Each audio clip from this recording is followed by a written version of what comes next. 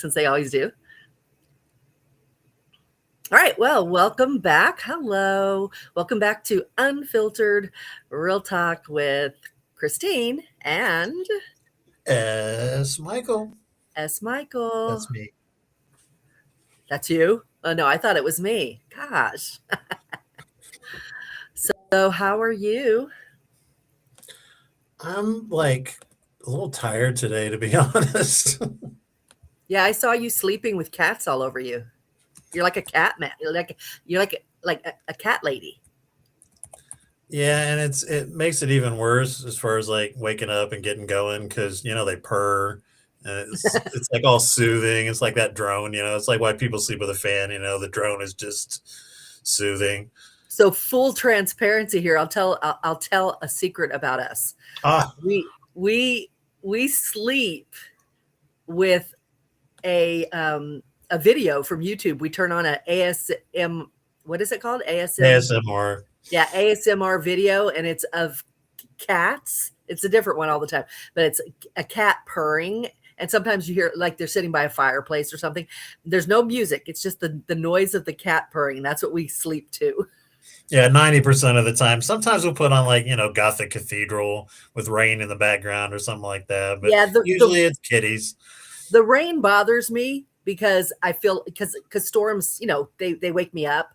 So I'll hear the rain in my subconscious, and so I'll wake up a lot. But the cats are just like purring away, and they're good. So anyway, there's our secret. That's our secret for this show. Like y'all are interested, right? Everybody's interested. Now we're going All to talk right. about our sex life.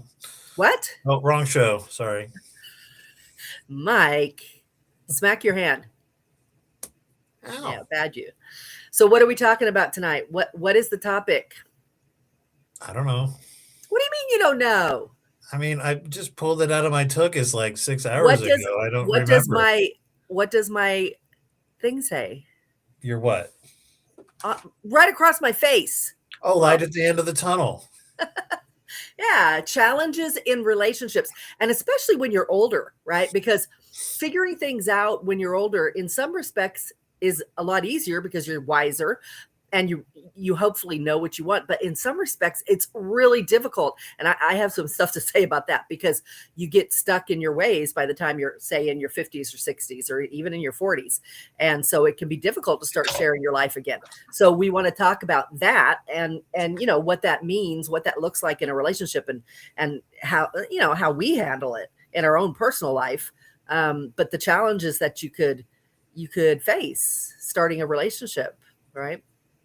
Yeah, There's a lot I just pulled up the text that I sent you and I was like, okay, the light at the end of the tunnel, doing life together, sharing goals, sharing dreams, making sacrifices, finding purpose and meaning together. I mean, that all just kind of made sense in the moment. So I think you're right. At this age, you do have that wisdom. And of course, that's going to help you, when it comes to practical application of your goals and reaching them realistically and whatnot. But at the same time, like you said, you're in a new phase of life. So right. you may not necessarily know what you want at this point because you haven't lived this, segment of your life yet.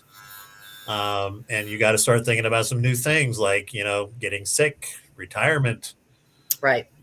So, Yeah, yeah. there's different things to think of when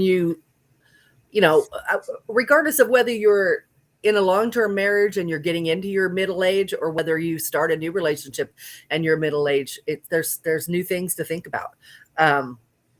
It's different than, when you're in your 20s, totally different, all kinds of different things to think about and worry about, but you don't want to worry, but you need to be aware.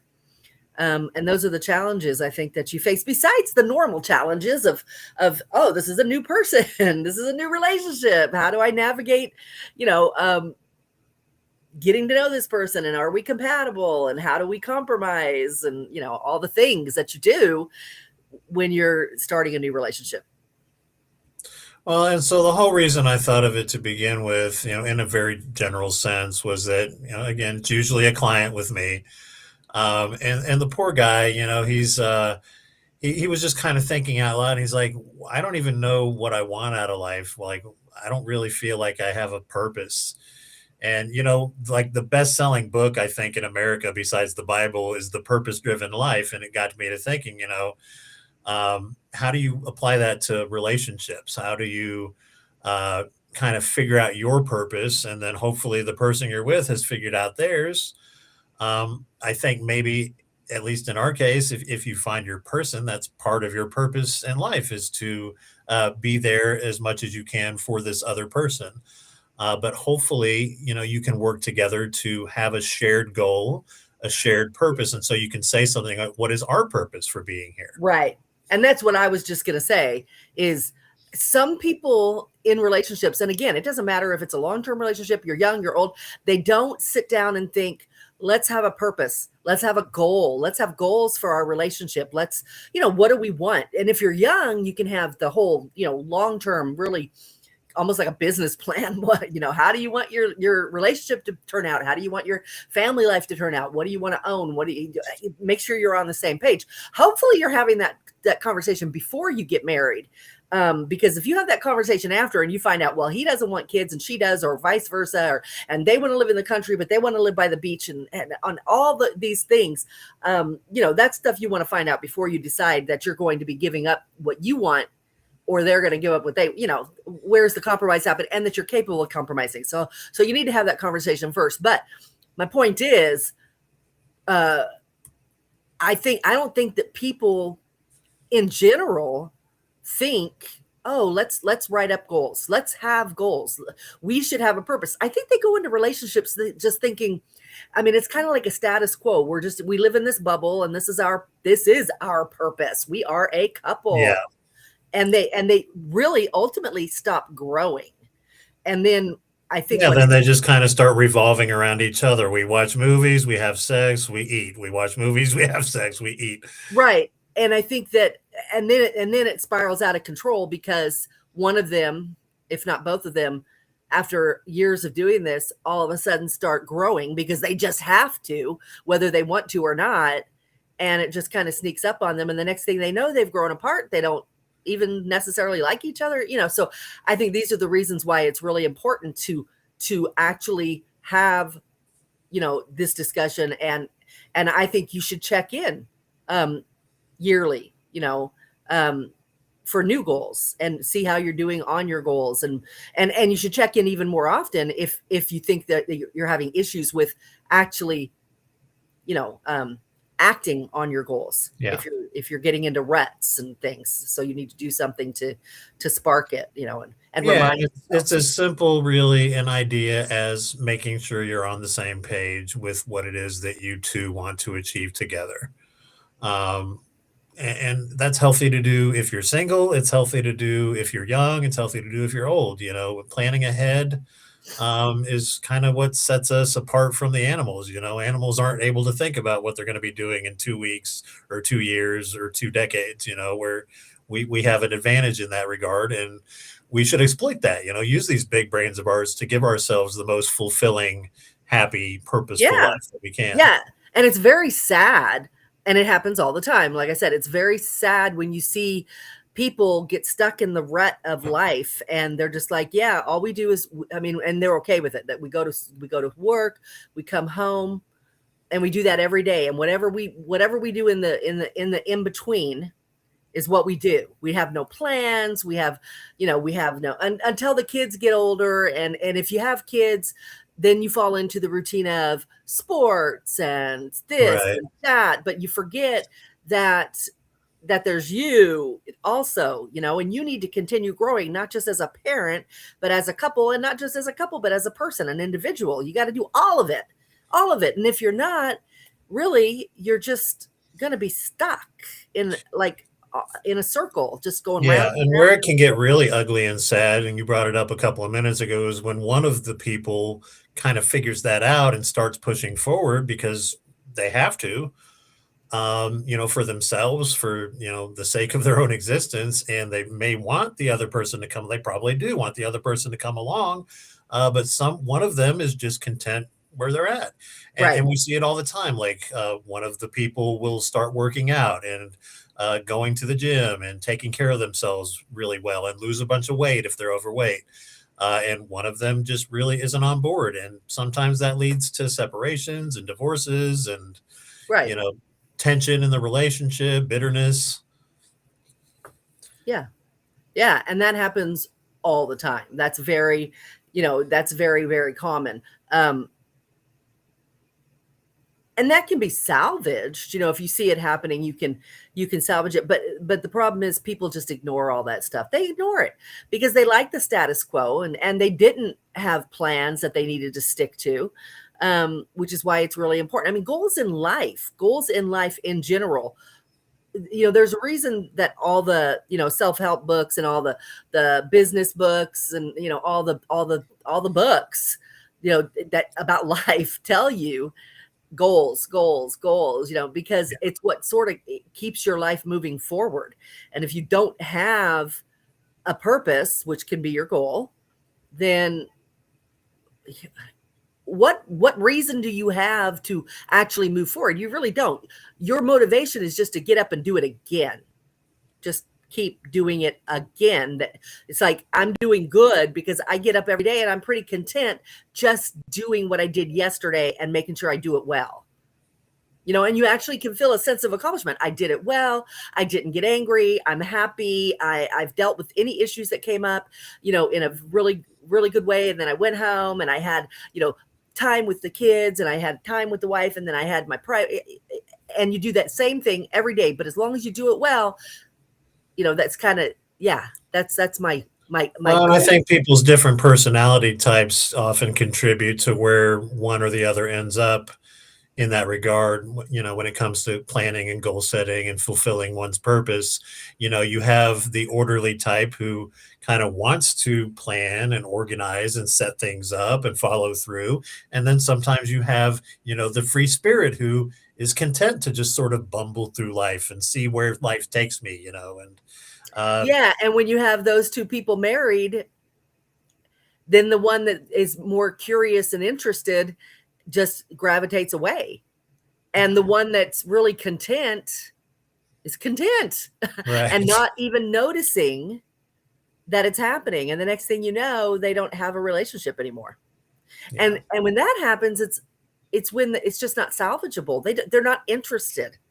It's like, no, I'm really happy with where I am now, and it doesn't include you, you know, and Yeah.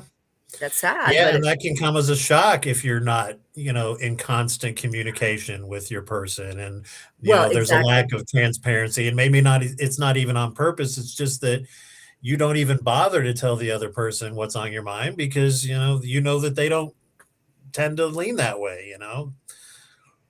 Well, yeah, and not only that, but you both just you see what you're like, well, they're doing their thing, I'm doing my thing. We're all good. We're good. We're just moving forward.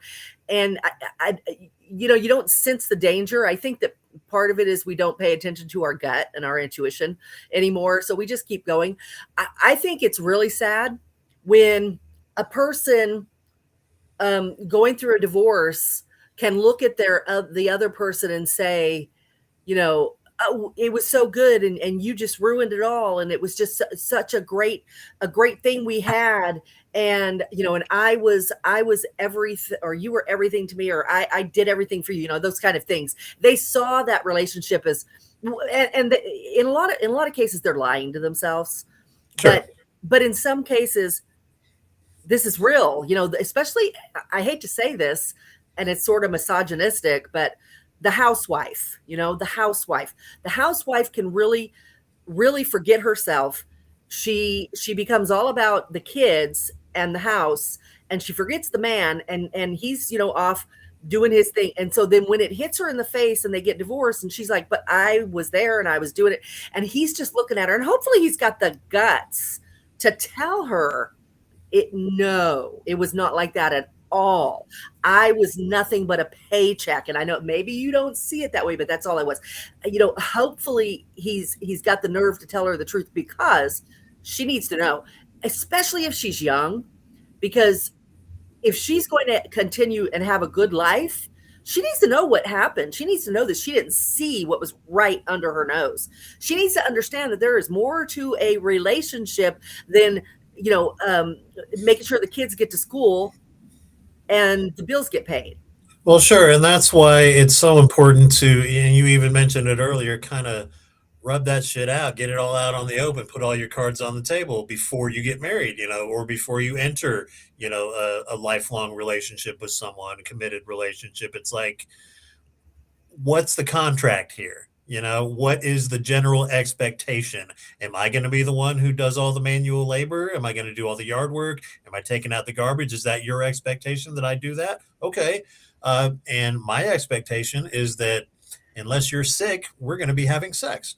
So, or whatever the case may be. No, Okay. you're right. And that I always tell people sex is one of the most important parts of a relationship that you need to discuss, because if you have a person that wants to be extremely active, and maybe that's even why they've looked forward to getting married, or having a long-term relationship, whatever that means, because they want a partner who they are going to be able to be intimate with all the time.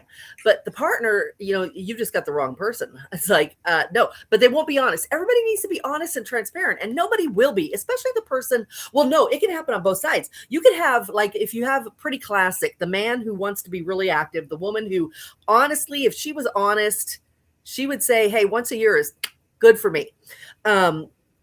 And a lot of women feel that way. And a lot of women, they look forward to menopause because they're like, wonderful. I don't have to do it anymore. It's over. It's like, why do you think? Anyway, nobody's transparent about it, though. Nobody tells the other person, this is honestly how I feel. And if somebody, regarding especially intimacy, and it applies to everything else too, but I think intimacy is where you lie more in the beginning, where you mislead in the beginning. Oh yeah, oh my gosh, I love that. Well, for one, you have the honeymoon phase where you're not even really seriously thinking about anything other than how new and exciting everything is.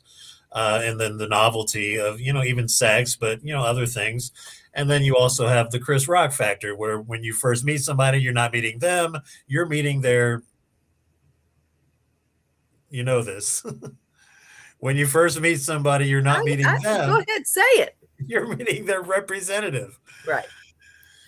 Okay, so tell me. So we obviously were older, we both been through relationships, and we both had a lot of actual, pretty recent trauma in our lives, and we were ready to move forward. How did I represent myself? Did I represent myself as me, or did I hide stuff? Did I hedge things? Did I keep things a little secret about who I am? I think there may have been things about yourself, and this would apply to anyone really, but what you're asking, so I'm going to be honest. Yeah. There may have been things about yourself that you didn't necessarily focus on, and maybe hadn't had to deal with, and maybe hadn't thought about in a long time. Like and what? Maybe didn't even realize about yourself that you couldn't talk about because you didn't even know they were a thing. But when it comes to what you're actually asking, which is, did I hide anything, or did I misrepresent? Right. Did I misrepresent myself? Absolutely not. And for me, if I were to say about what the first few things I said was, which is there might have been some things that you didn't even know about or didn't think about or whatever, it wouldn't be fair for me to then come out and say, well, you misrepresented yourself, or no. I didn't know what I was signing up for. It's not the same as acting like you enjoy, scary movies, or acting like you enjoy being out on the water, or whatever the case may be. So. Right. And it's funny because, so when it comes to, like, that's a good example. We'll use that. When it comes to horror movies, it was pretty interesting because I've never been into horror movies. When I was young, they scared me. Everything scared me and I wouldn't watch them. But for the last 2 years before I met Mike, so it's been a little bit longer than 2 years now. Yeah, it's been almost 3 years. So anyway, I had been looking, like, it seemed like, you go on and you want to binge something, or you just feel like watching something. So you're scrolling through all the all the, the apps. And I always, for the last 2 years, have been looking for some sort of horror movie that I could watch, but I don't have any experience with what's a good horror movie. Give me some suggestions. So I had start going, to Google, tell me some good horror movies. And I just wasn't finding good ones, but I had this really thirst for watching horror movies. And so when I met him, I told him about that, because he's like, oh, are you into him? I'm like, okay, you got to hear this, because I never have been. But and I was like, so I'm really excited to meet you, because now I have somebody right here who can tell me, oh, let's watch this one. So every night I was like, what are we going to watch tonight? And he would find something and we'd watch it. And then he was like, I don't want to be an entertainment terrorist, and be taking everything over. And I'm like, you're not, don't say that. I'm asking you, I could do this every night forever. As far as I feel right now, I want to watch these. And the funny thing is, when they used to scare me a lot when I was a kid, and now ask Mike, I laugh at all of it. I was like, Yeah, I gotta like work really hard to find the ones that have the really good jump scares, because that's the only time she's getting scared during a one scary movie scared me. What was it? I think it was Sinister. No, it wasn't. It was that one that we started watching here at the house, and then we went back to your place and finished it. The Devil, or Was it Drag Me to Hell? I think it was Drag Me to Hell. Drag Me to I Hell. think it was That's Drag Me to Hell. It was one that you didn't expect to get me. And we were sitting on your couch and I jumped, and I'm like, oh my God, I started laughing. I said, that is the first movie that literally got me to just jump. It was good. It was good. And then I can gross you out with movies like Terrifier. Yeah, I can definitely get grossed out. And he's had me watch some movies that I just couldn't handle. He fell asleep during that one. What was it? Oh yeah, don't say the name of it, because people will watch it and be traumatized. No, yeah, you don't want to watch it. It's horrible. It's horrible. And he had me watch it, and he fell asleep, and I watched it, and I was, and of course I finished watching it, and I told him, I said, that was the worst movie I've ever seen. It was horrible. It was horrible. But to tie it back to our theme for this evening, the light at the end of that tunnel is that we've gotten everything out on the table at the beginning of our relationship. Yeah. And, would you answer the same question that you asked me the same way?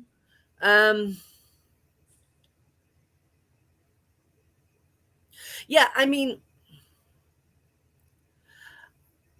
it would be unfair to say that you didn't disclose everything, because you can't disclose everything. Like when you're going through things like ending relationships, ending long-term things, you can't hit on everything, and you can't be expected to. What you can do is you can hit the highlights. You can be like, I'm getting divorced, or I've been, separated for X amount, or whatever.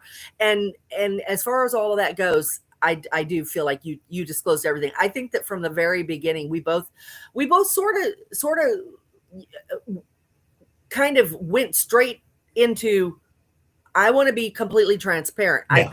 I've been through relationships. I have experience. I know what I want. And I don't know that he was as 100% certain, like the way I was, about what he wanted.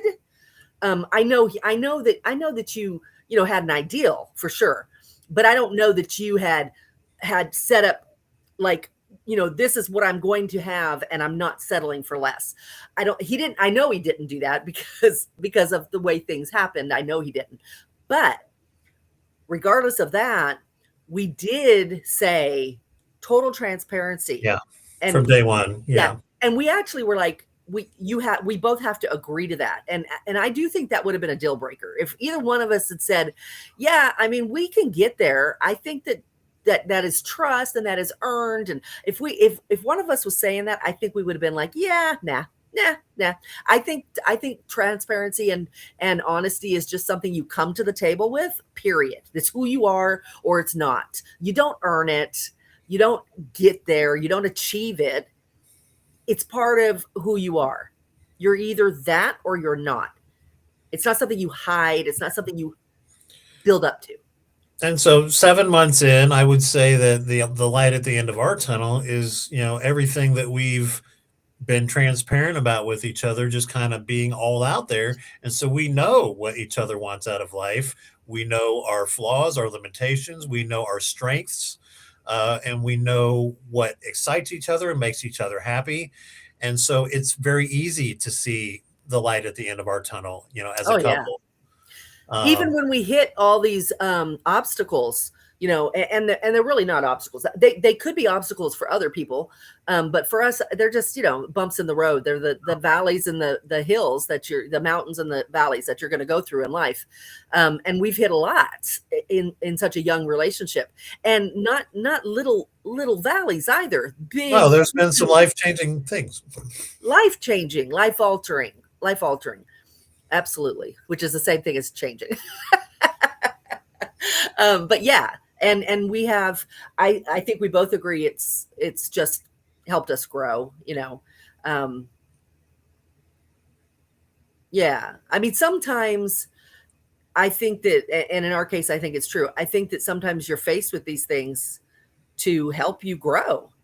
And there's probably people who say, well, that's why you're always faced with things, is to help you grow. Well, sure, but a lot of people fall apart because of them.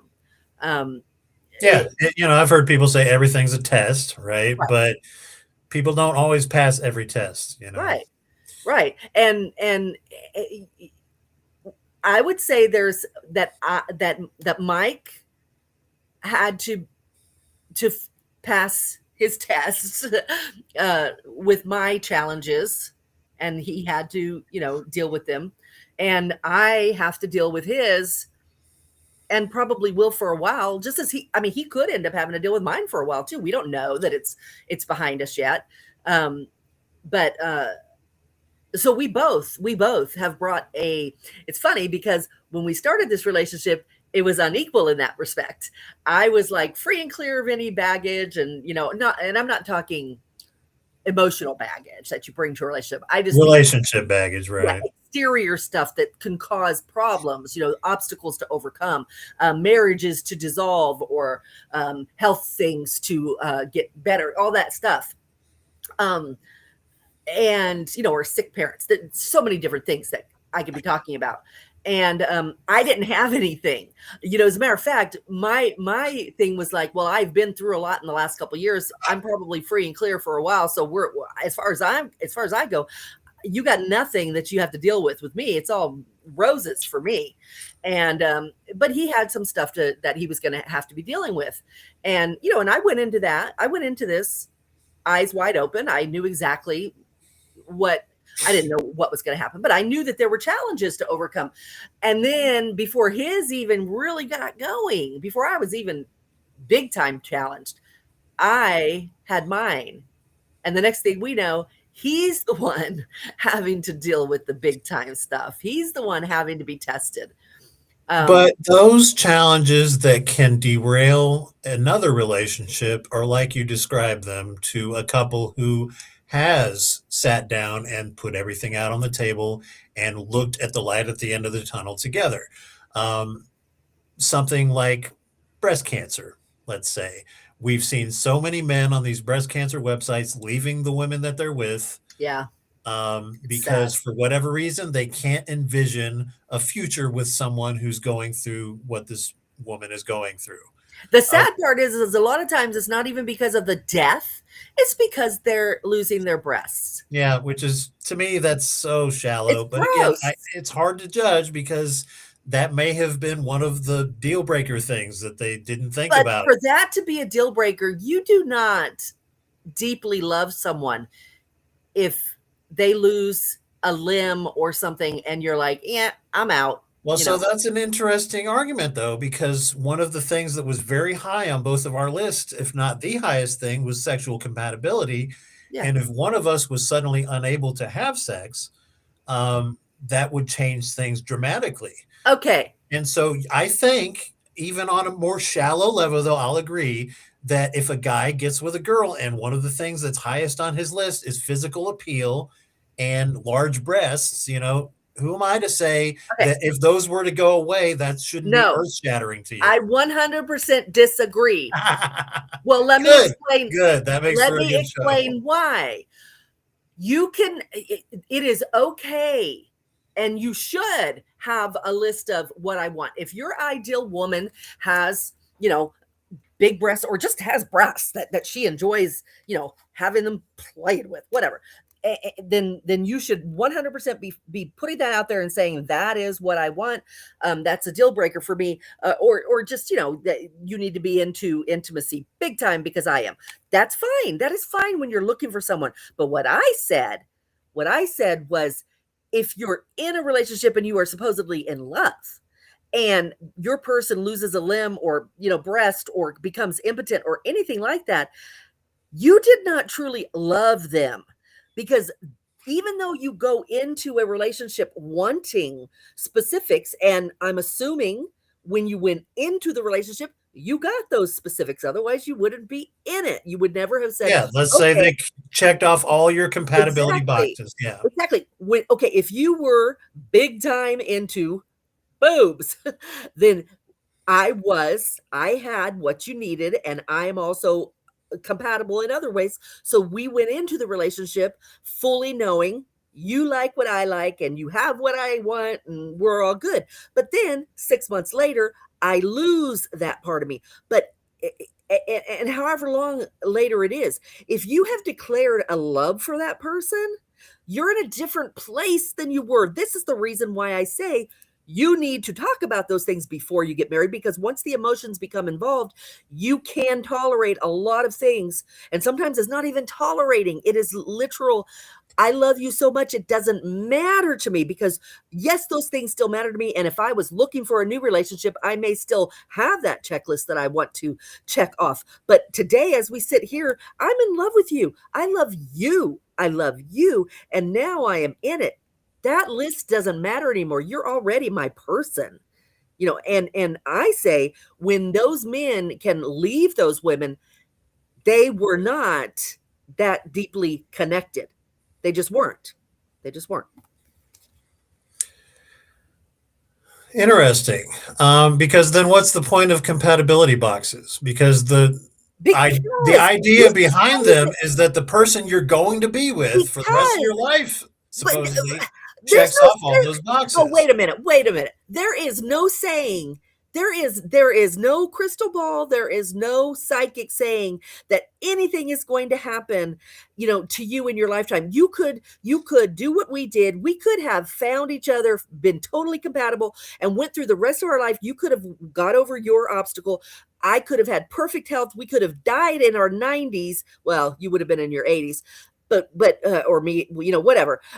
And We've done the math. never hit an obstacle that would have altered what we wanted in the beginning, what we had.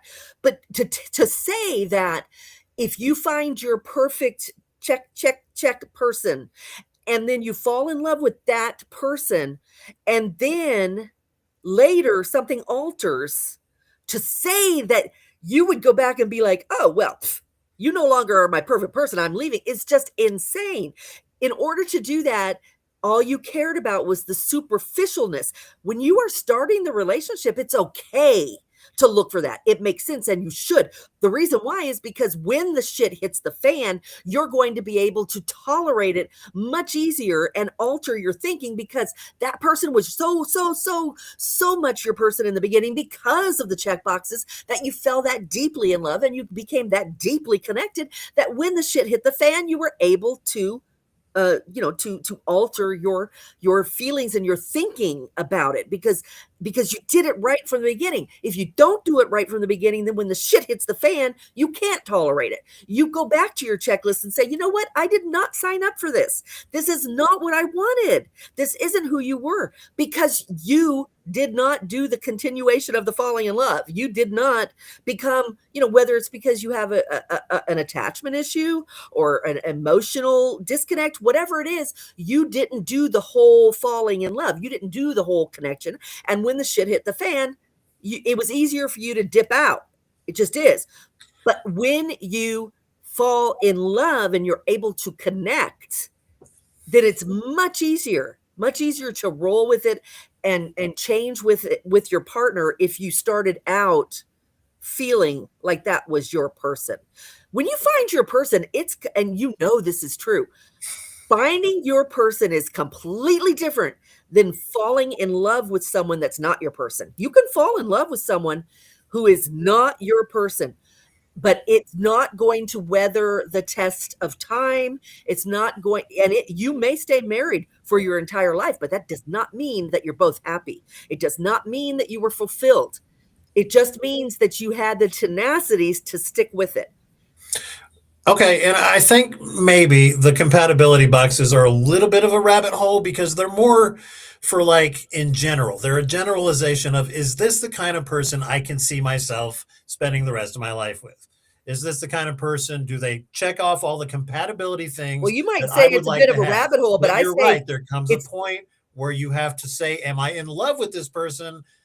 Can I see myself with them at the end of time, even if they stop checking off my compatibility boxes? hey, you know what? If you don't make sure that you are setting the table to have that deep, deep connection, that deep love connection by being compatible enough to say that's your person. If you don't do that, then when you can't weather the storm, it was to be expected.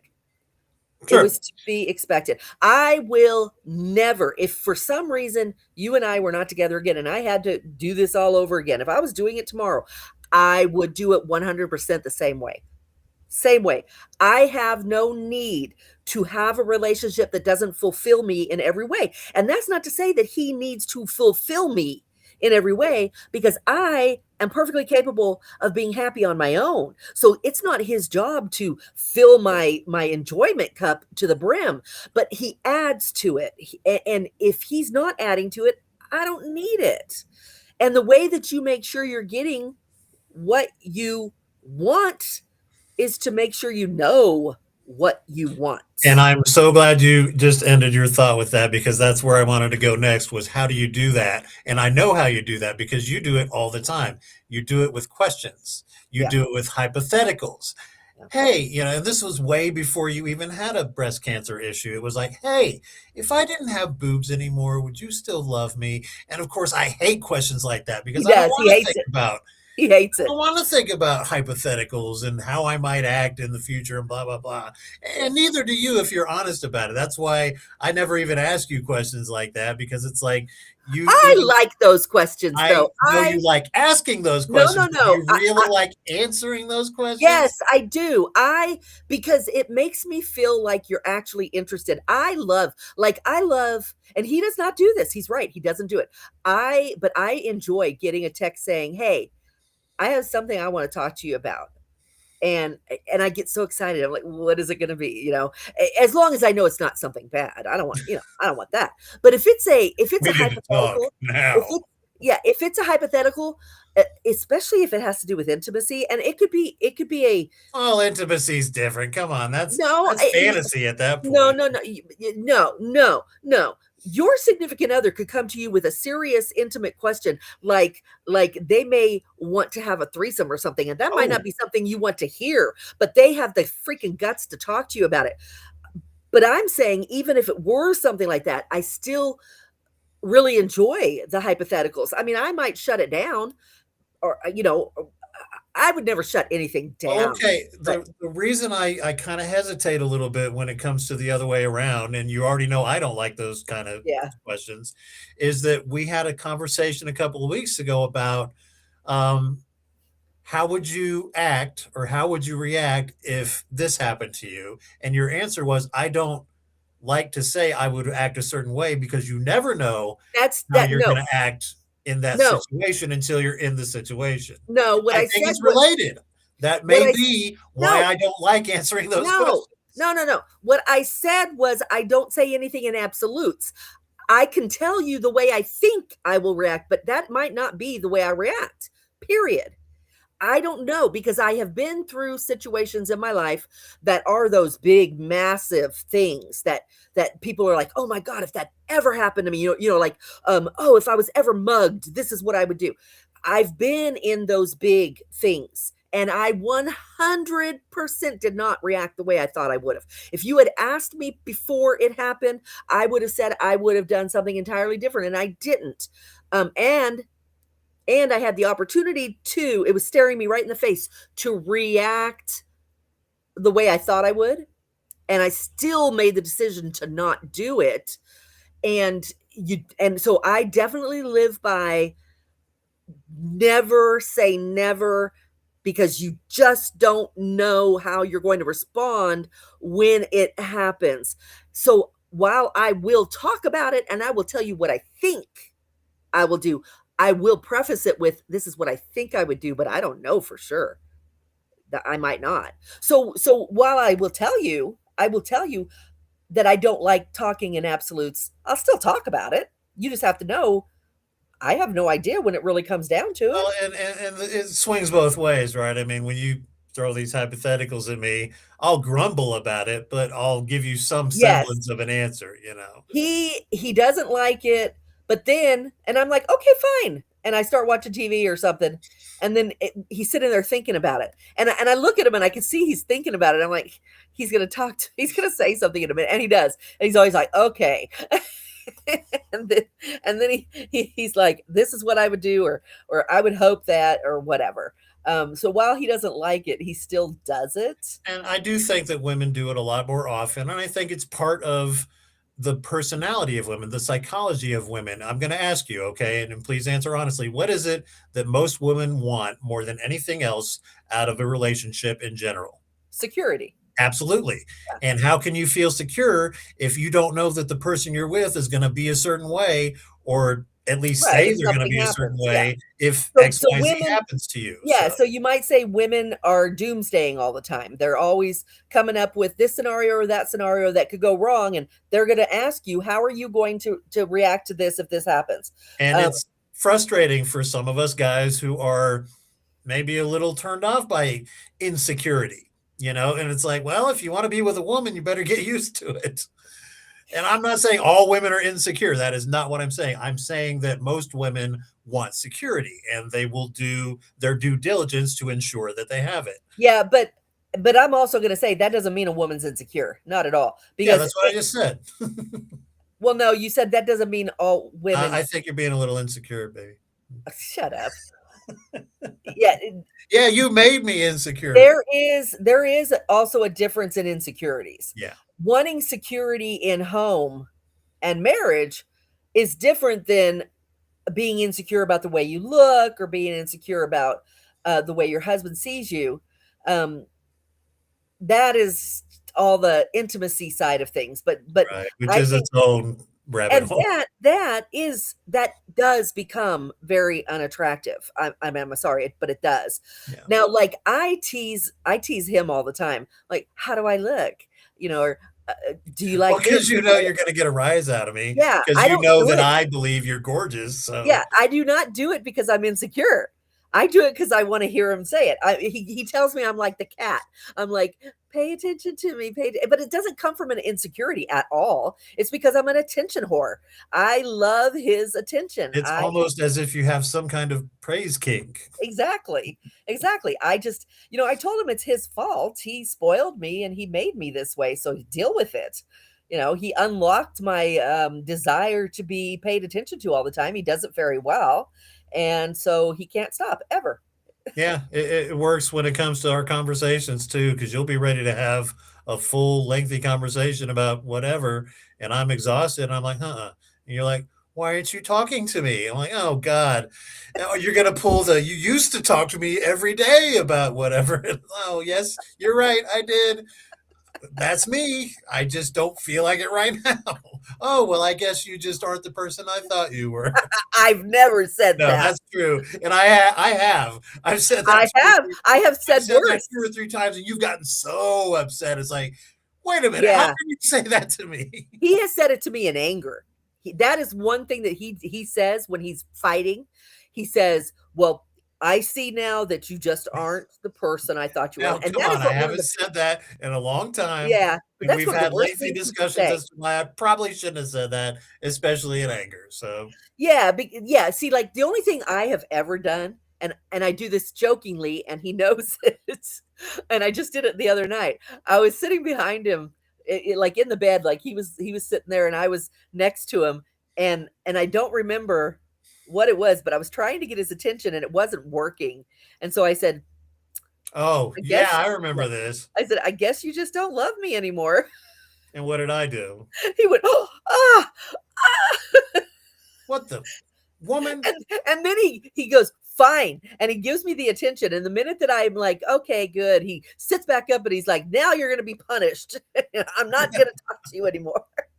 I'm like, "I was joking. It was a joke." He's like, "You don't joke about that." I mean, okay, so let's get back to our subject, which is the light at the end of the tunnel. I mean, Yeah, we've covered a lot of ways to get there, right? And a lot of ways to stay focused on it. We set goals, we look at our future together, what's our ideal. And so yeah. yeah, what is our happily ever after? And we've talked about this, you and I.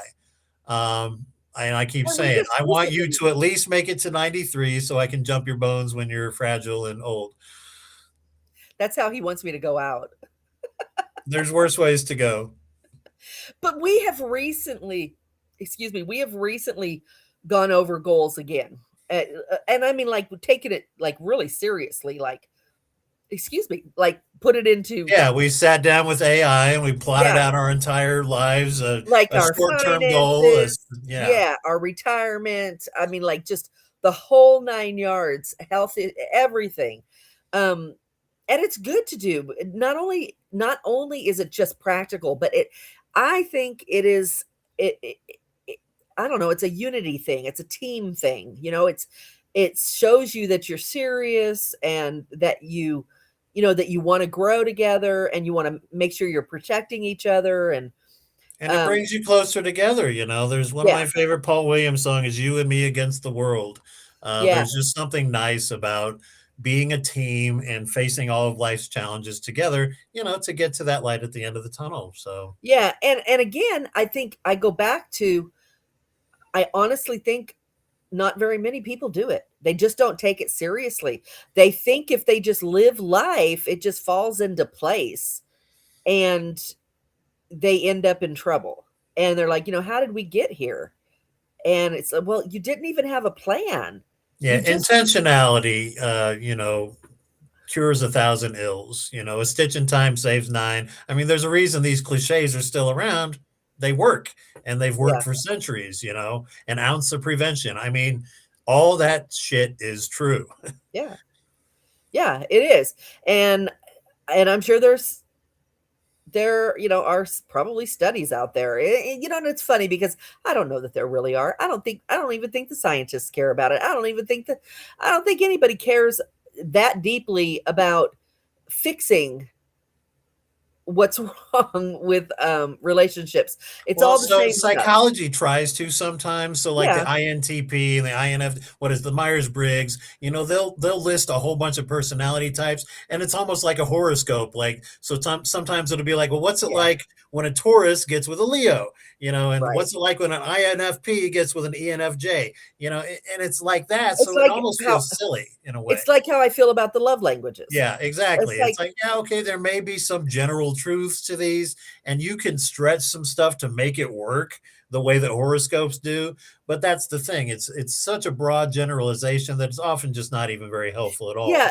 these things are good to know in general for the psychology of people because when you're in a relationship, you're dealing with another personality, and there's a lot to it. And so, if you're not narcissistic and all about just you, then you're going to want to know how best to fairly and lovingly deal with your partner. So knowing these things is good. It's good to know them. But is that what's going to save your relationship down the road? No. What's going to save it is knowing these things and intending to do something with them. Now It's you can in, take all those things into account. The fact that I tend to be more of a free spirit, we need to think about that fact. Like, is it realistic to expect Mike to do XYZ? yeah. And if not, then what can we do instead to still make sure that we reach our light at the end of the tunnel? And vice versa. Same thing with you. Are you really going to want to do XYZ? Okay, if not, what else can we do to help us get to the goal? And Mike's very lucky. Well, and so am I because he's sort of the same. He can be a bit um Say uh what? well, I'm trying to think of the right way to say it. I'm a pleaser. He's also a pleaser, but he can be a little bit more stubborn. in doing something when he doesn't want to. The funny thing is though, he can be stubborn about it. It's sort of like not wanting to talk about the hypotheticals. Initially, he's going to not want to, but he always comes around. And it's the same thing with doing something he doesn't want to do. He'll initially grumble, but then the next thing I know, he's doing it, and not just doing it, he's doing it with a smile. He's like, I want to do it. I really do. It took me a minute to get there, because he needs to tap into his pleaser side of him. What is reacted to being asked to do something he doesn't really want to do, that he doesn't come natural to him, is a grumble, because he's Mr. Grumbly Pants, so that's his initial reaction. But then the pleaser comes out, and Mike has a truly giving heart, and he's just a very So what I wonder is if over time the grumbling is going to just be you're just so sick of it that you're like, I'm done. I cannot take the grumbling. I'm so glad that you actually eventually get around to doing whatever it is that makes me feel loved and served and etc. But you grumble every freaking time. Sometimes it's the little things that will destroy a relationship. I could see me eventually getting to the point where I will look at him and say, I'm going to ask you to do something. Can we bypass the grumble and go straight to the acceptance? To which my natural response would be no. Not only yeah, no, but he would. No. He would, but he would also get to the acceptance much quicker if I did that, because he would laugh at it. That's he would correct. find it funny. One thing that we have a lot of is laughter. We have so much humor in our relationship. When we sat down with AI and we're asked to list our strengths, that was one of the ones that we absolutely had to put in, because if you can't laugh at yourself, you're fucked. We find humor in everything, and we crack each other up. I mean, we find humor in the tragedies. And we do. I mean, my breast cancer, his issues, personally, we are able to laugh at all. You now have a show called Dead Tits Society. I mean, that's funny, And it's but like it's also a tragedy. It is. Every time I meet somebody, every time I see somebody, and it's the first time they've seen me since I was diagnosed and since I had my surgeries. Just today, my masseuse, who I haven't seen since I had the surgery, she goes, I'm so excited just to be around you, because your attitude is something I've never seen before. I have never seen somebody have such a positive attitude about having such a huge life change like that, losing your breast. And I mean, I don't even know what to say about that, because I keep hearing it. I heard it in the hospital. I heard it from the nurses and the doctors and my oncologist, who I never met. I keep hearing it from people saying, I've never seen somebody be so like lighthearted. And I don't know if it's because I expected to be here in my life, or if I honestly don't know. I attribute a lot of it to Mike, and our relationship. I don't know. I really don't think I would. Well, and joy and laughter are part of what's going to get your ass through this thing we call life, as Prince would say. The light at the end of your tunnel is going to be a much more pleasant journey if you can stop taking yourself so fucking seriously, and enjoy life and laugh with your person and laugh at yourself. And laugh at the absurdity of life and the horrible things that happen to you. I tweak the nose of danger and laugh in the face of death. Yeah. And I know people find it, I think in some cases it's probably off-putting that I can make light of having these surgeries, and that I can be so upbeat. I know it's inspiring on some levels, but I think it's also a little, I don't know, little different. People just aren't used to seeing it. But honestly, I don't think, if I had not been in the relationship I'm in, I don't think I would have been so good at doing what I've done. I really don't. Well, and I hope part of that is just that not only do I accept you for who you are, but I embrace this person that you've become and that you are becoming, this strong, surviving, liberated person who looks different, but even the aesthetic is something that I'm excited about. So That's my job, though. I mean, and I don't even think of it as a job. It's my privilege, right? I mean, I get to be the one who's beside you as you go through this. So, And I have had more times than I can count where I have thought privately in my own head, I have literally thought, but you know what? Because I'm thinking something negative, probably about the way, I aesthetically look now or whatever, cosmetically. And I think to myself, but you know what? Mike doesn't care. Mike honestly sees me for who I am, and he loves me even more now. And I know that's true. And that has helped a lot to bolster the whole attitude that I have, which is, I think, why it really breaks my heart when I see these other women not getting the support, because I didn't just have Mike's support in that way. That was my intimate relationship that was just I mean, amazing support. But my family, when it comes down to the support you can get from your family, they are top notch, unbelievable. I have been very blessed, and those things are important, but yeah, I don't think that you can weather all of these things unless you have talked to each other and you know your goals and you have goals. and you think about those worst case scenarios and you're Yeah. honest with yourselves about, you know, Yeah. Yeah. And you have to be able to, can you imagine going over the what if I got breast cancer someday and I lost my breast, and he said to you, honestly, I'm not sure I could take it. I might leave, because blah blah blah whatever. I mean, well, gosh, I don't want to marry you then. yeah, you know. I honestly thought that you really did spend time with me because of who I am Yeah. in my mind. Yeah. Granted, you know, these are nice bonus features, but that's not me, you know. And I am um what is the word? I am in heart. What is the word? It's not disheartened, it's emboldened. No. Encouraged. Huh? Encouraged. Encouraged. I'm sorry. I couldn't come up with encouraged. Cancer brain. That's what I blame that on.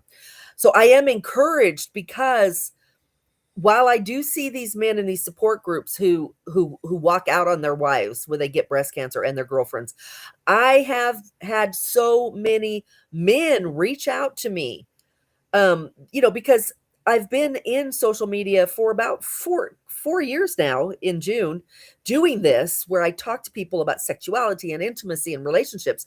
And so they've watched me go through this. And I have had so many men reach out to me and say, because they listen to this and they say, you are not loved because of your breasts. You are an amazing person.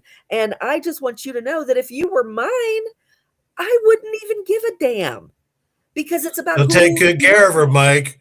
Yeah, right. So take good care. But no, but that is to say that when these men love a woman, because they don't love me, but they can see me go through this, and they know that they see me and think that I'm a good person, or I'm a person that's, to them in their eyes, is an attractive person. And they look at it and say, if my loved one went through this, what she's going through, I would love her even more, because I love her for who she is, not because of what she has. And they say that, and I've seen so many men say it, and so I'm very encouraged that not all men are assholes. Oh, thankfully. All right, Yeah, good. Yeah, I'm glad to yeah, hear you believe that. yeah. Um, so the light at the end of our tunnel, you know, is I'm 80, you're 93, I fuck you to death. But Mike, the wrong real light podcast. and what makes that We're- so wonderful and This special is is the that we've already PG figured out what the podcast. journey's going to look like. Basically, we're going to laugh along the way. We're going to, you know, enjoy ourselves despite the tragedy, sometimes even because of the tragedy. Oddly enough, Yeah, and it's not, you know, life's a journey, right? Not a destination. So right. Sorry, I had to sit back up. Yes, 100%. Life is a journey. It is not a destination. It doesn't end until it ends, and you should um be in it together. And you should know what that means, right? Before you decide to do it together. And then you will have a light at the end of the tunnel. how can they reach us, Christine? Real talk with Christine. shitlesspodcast@gmail.com. And shitlesspodcast@gmail.com if you want to talk about scary movies or anything you heard on this show. Yeah, you can hit me up with all the relationship stuff, and you can hit him up for the shit what's stuff. a great. Hey, Mike, what's a great movie to watch tonight? And he can give you and here's a great thing. We answer our emails, and he's pretty good. We get excited. Yeah, we do, and he's pretty good at staying up on these things. Now, I will say, if you want to, like, and I am serious, if you want to know, you see those messages all the time on Facebook. Hey, everybody who watches Netflix, what's a great movie on Netflix to watch tonight?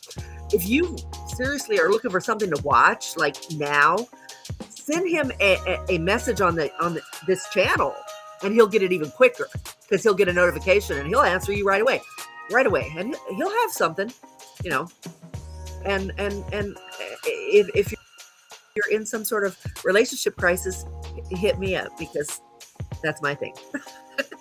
And remember, the light at the end of the tunnel may be you. Good night. Night, guys.